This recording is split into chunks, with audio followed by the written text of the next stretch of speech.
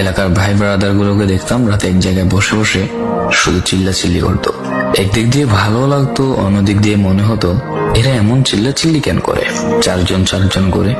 তারপর তাদের কথা মতো তাদের মতোই শুরু করি ফ্রি ফায়ার গেম। প্রথম দিন গেম খেলে রাত জেগেছি 11টা, যেটা ছিল রাত জাগার প্রথম কারণ এবং প্রথম ভালোবাসা। এলাকার বন্ধুরা মিলে রাত হলেই আড্ডার আসর দিয়ে বসতাম আর শুরু করতাম গেম খেলা। সবাই তখন গেম খেলা নতুন শুরু করি। এত পরিমাণ আনন্দ ছিল গেমটিতে যে বলে বোঝানো সম্ভব না। তখন ভালো কোনো ফোন ছিল না, ল্যাগ করতো, তবুও খেলতাম। আব্বু আম্মুর কি পরিমাণ বকাঝকা খেয়েছি সেটা বলা বাহুল্য। অনেকদিন তো স্কুলও যাইতাম না, বন্ধুরা বসে গেম খেলতাম। কিছু টাকা যুগে কয়েক মাস পর একটা লেভেল আপ পাস ছিল না, 200 টাকায় বোধ হয় 800 ডায়মন্ড পাওয়া যেত। তো সেখান থেকে 800 ডায়মন্ড থেকে একটা অলক ক্যারেক্টার নিই। আর সেই অলক ক্যারেক্টার ছিল তখনকার সময়ের সবচেয়ে দামি ক্যারেক্টার। তখনকার দামি প্লেয়ার মনে হতো নিজেকে।